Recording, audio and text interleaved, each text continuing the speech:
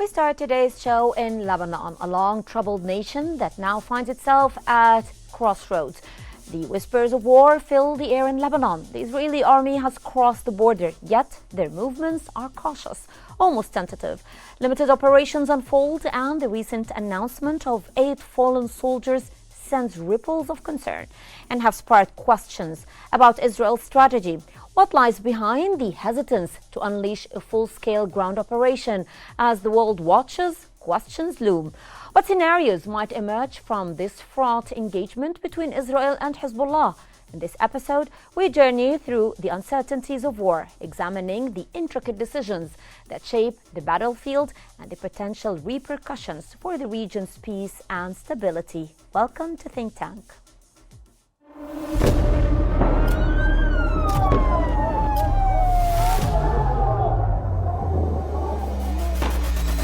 كل المستهدفين هن مدنيين.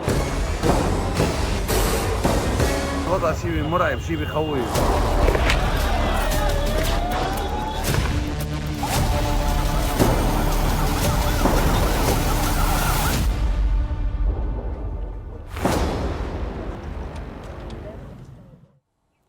In the heart of the Levant, Lebanon stands as a testament to resilience amid turmoil. For decades, it had endured a cycle of violence and upheaval, much of it stemming from conflicts with Israel. From the initial incursions in the late 1970s to the devastating war of 2006, the landscape of Lebanon has been shaped by these relentless assaults. Each event, marked by loss and struggle, has left a deep mark on its people and their spirit. As we journey through this history, we see the military confrontations and the enduring courage of those who strive for peace. Join us as we unravel the complex narrative of Israeli aggression and its profound impact on Lebanon.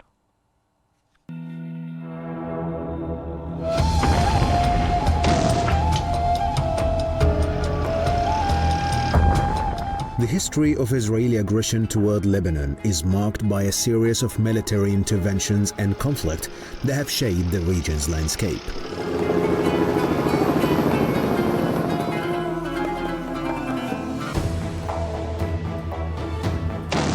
In 1973, Israeli forces targeted Palestinian leaders in Beirut in response to the Munich Olympics tragedy. This war marked the beginning of intensified Israeli military operations in Lebanon, driven by rising Palestinian attack. In 1978, Israel invaded southern Lebanon, establishing a small occupation zone in retaliation to attacks near Tel Aviv. The conflict escalated in 1982 when Israel launched the full-scale invasion, culminating in the siege of Beirut and the tragic massacres in the Sabra and Shatila refugee camps. Despite withdrawing from central Lebanon in 1985, Israel maintained a presence in the south, supporting local militias, while Hezbollah emerged as a formidable resistance force. In 1996, Israel conducted Operation Grapes of Wrath, resulting in significant civilian casualties and destruction. The 2006 war marked a critical turning point. Following Hezbollah's capture of Israeli soldiers, Israel launched extensive airstrikes and a ground invasion. The conflict lasted 5 weeks, causing over 1,200 Lebanese deaths, mostly civilians, and significant infrastructure damage. Israel reported 158 fatalities, including 121 soldiers and 43 civilians, alongside approximately 1,500 wounded. The war ended without achieving its military objectives, leading to widespread criticism of Israeli leadership and reassessment of military strategies. As tensions continue, the legacy of these conflicts remains evident in the ongoing struggles for peace and security in the region. Understanding this history is crucial as it shapes the current dynamics between Israel and Lebanon.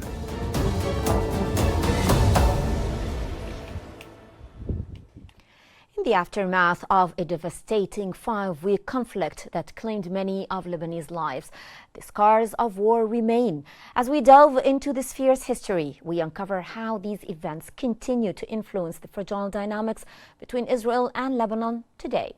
Joining us today for further insights is Kamila Romanovska, NATO's former official from Brussels, and Dr. Samir Taqi, the director of the Middle East Center for Studies from Washington. Thank you very much for being with us.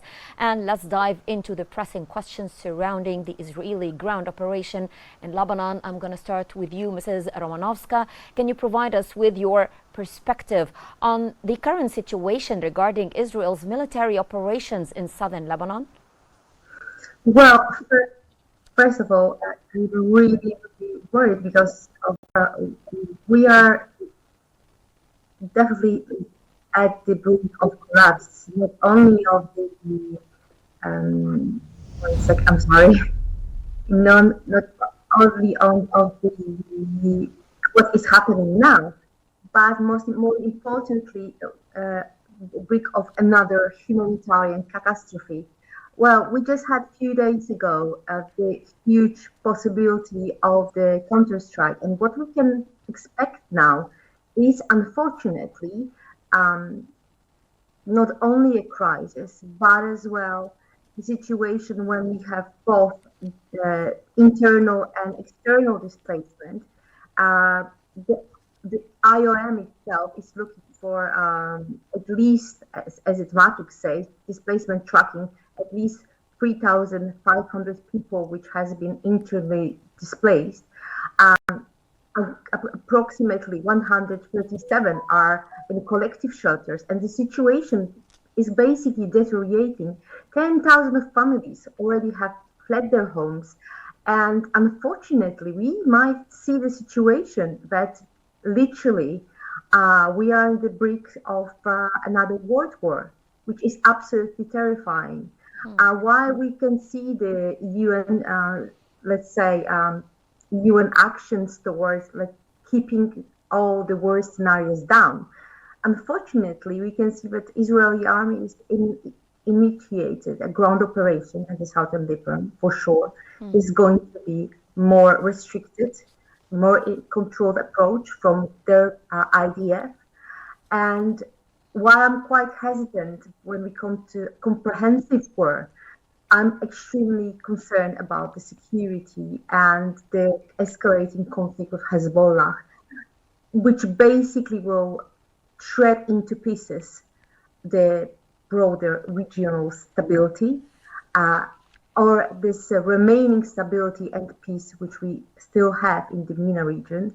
I'm very much worried about what will be the possible consequences, especially when we will see the retaliatory strikes from one to another, which will basically lead to the ramification of civilian population, both domestically in the Lebanon, but as well for those who will flee the war and airstrikes to countries which are the neighborhood countries. We have already a catastrophe in the humanitarian term in Gaza and in Palestine, with a very long, difficult situation in Syria and all those people who are displaced due to the terrorism and the ISIS foreign state. We can unfortunately be really aware of the fact that maybe this another retaliation may potentially lead to,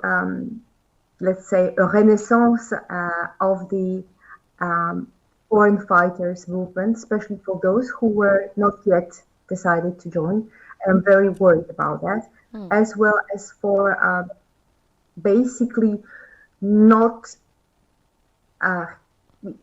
acknowledgement of the lesson learned from the past conflicts, especially the impacts of those prolonged conflict for civilians from both sides. But more importantly, we have to take into account that unfortunately, as this is going to be between 2 or 3 states, Yes. the refugees will travel across to Yes. Egypt, to Yes. Turkey, to United Arabs, and when unfortunately I will see here the most important stakeholders, which will be basically Arab states, Egypt, United Emirates, the Gulf states countries.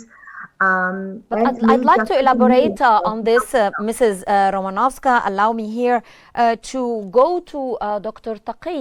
How do you assess the political landscape in Lebanon, sir, amidst these military developments?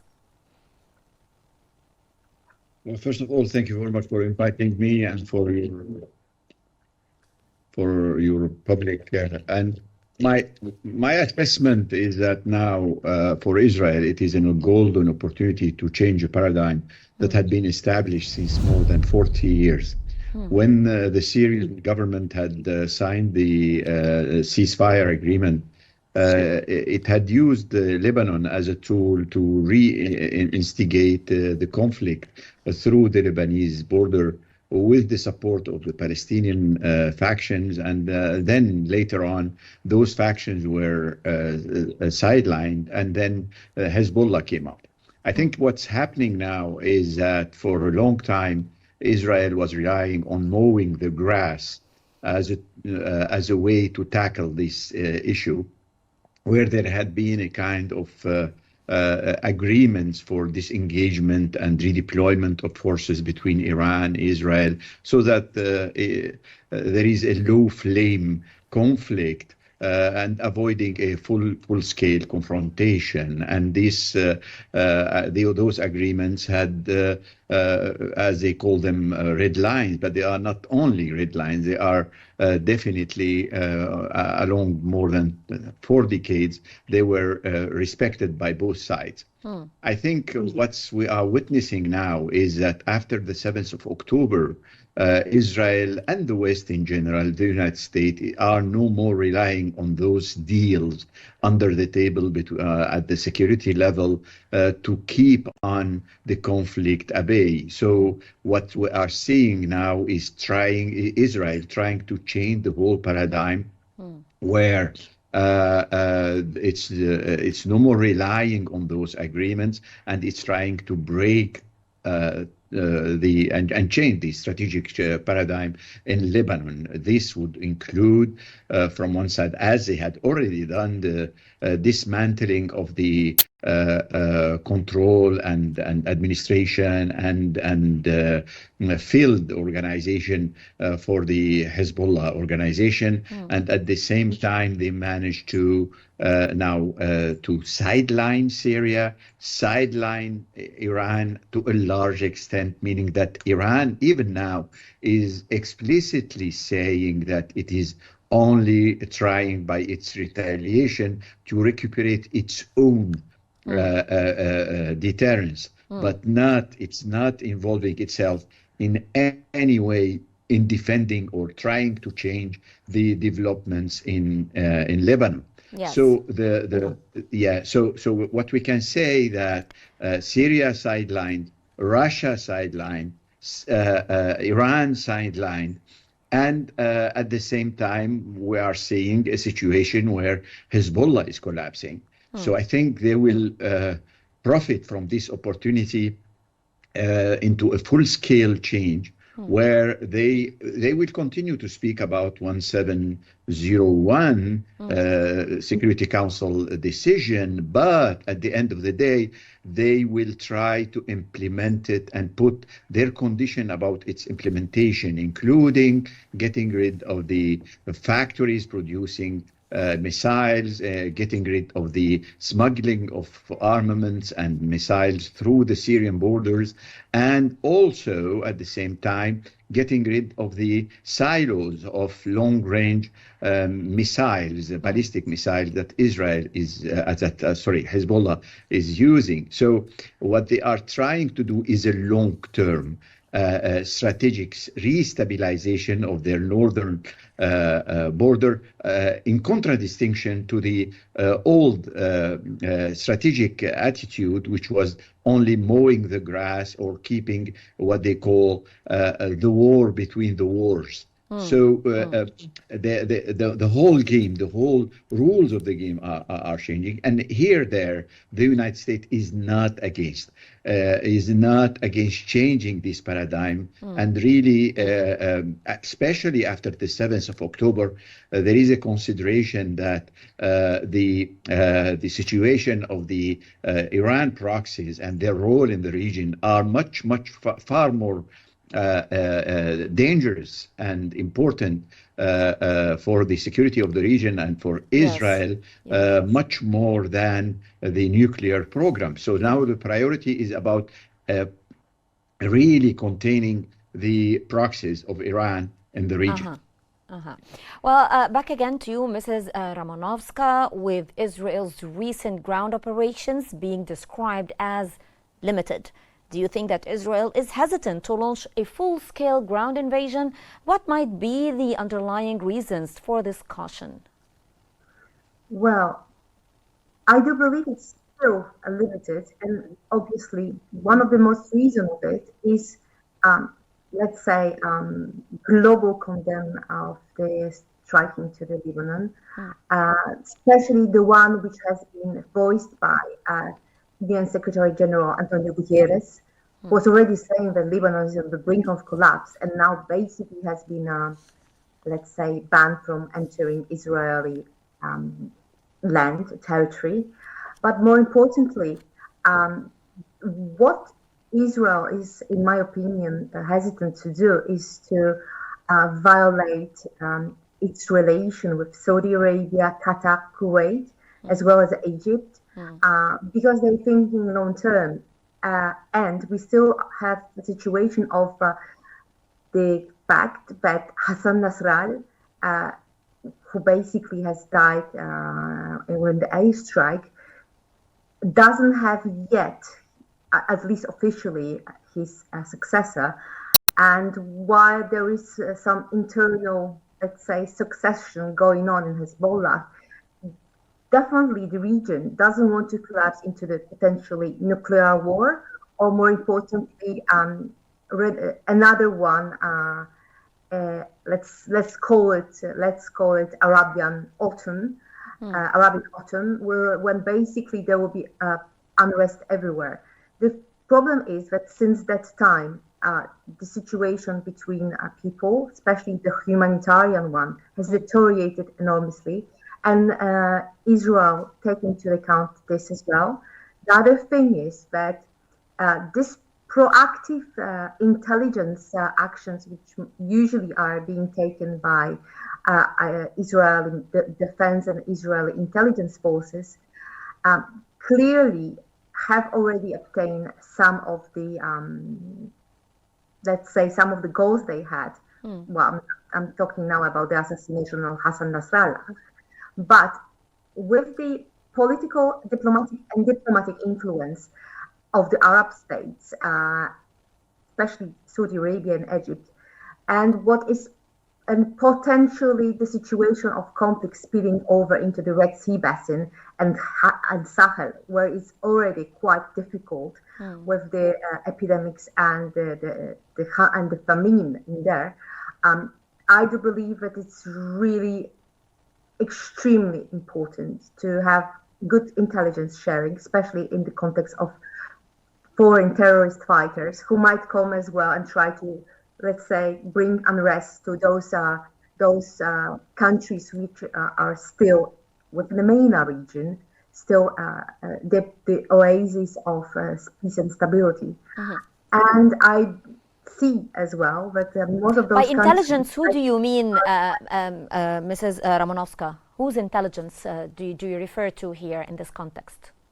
Well, I'm speaking broadly about intelligence doctrine, which we can observe within the Israeli proactive way to deal with potential problems. It's basically impossible to imagine this kind of proactive intelligence with such a high state of, I don't want to call it electronic espionage, but it's really versatile actions that are being taken in order to obtain important from the Israeli point of view, information, influence, etc. And clearly, since very beginning of the conflicts between Israel and its neighbors, mostly, especially after the Munich Olympics. Yes. Well, We can see Mrs. that Israel Ramanowska, is, before we dive deeper into our discussion, let's first take a moment to examine where does Israel get its weapons from. Stay with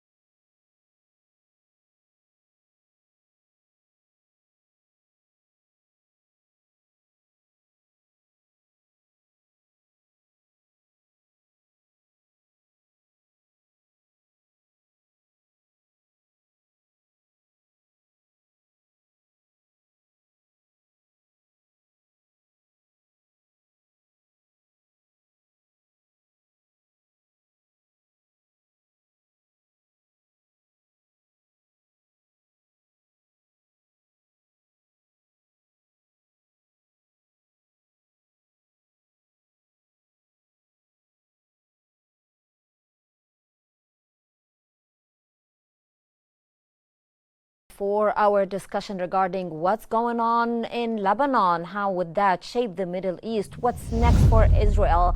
Now, I'd like to go back to my dear guest from Washington, Dr. Taqi, looking at past conflicts in Lebanon, how the previous military campaigns shaped the current Israeli tactics and decision making. Are there any specific lessons that seem to have been learned? Of course, there had been a major lesson that Israel would like to occupy an empty land. It needs for staying for a certain time. It needs to have to occupy a land where the people had left the region because they are not.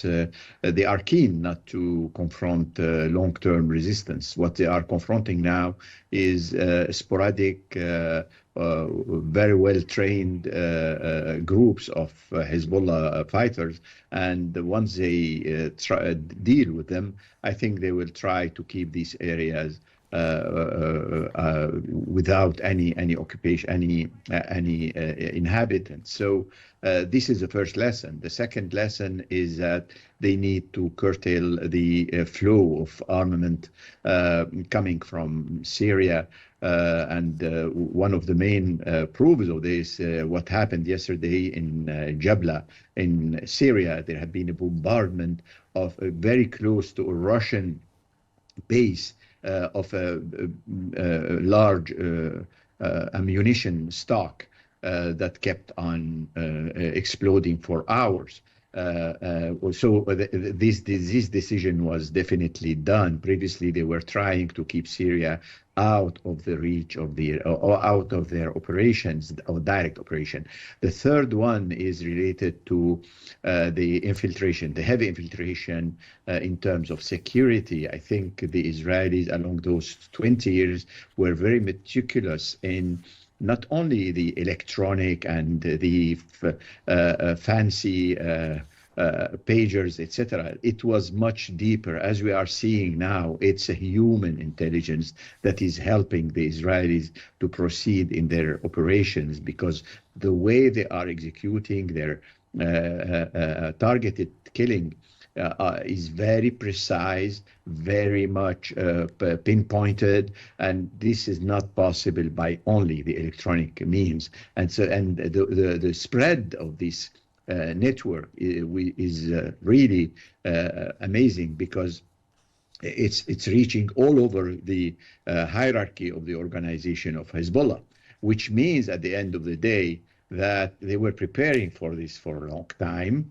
And from the other side, they are now trying to have some intentions regarding what kind of a Lebanese state will to which they will be surrendering the land they are occupying. Now they are now formulating real new perception about what would happen politically in Lebanon. Yes. Well, as the interview comes to a close, Mrs. Kamila Romanovska from NATO, former NATO official that joined us from Brussels, and Dr. Samir Taqi, Director of the Middle East Center for Studies. Thank you very much for your insights today. And the stark realities of Lebanon's escalating humanitarian catastrophe linger in the air. The harrowing accounts of civilian suffering due to the Israeli violations of international law underscore the urgent need for global awareness and action. In a world that often turns a blind eye, the plight of Lebanon demands our attention and compassion now more than ever.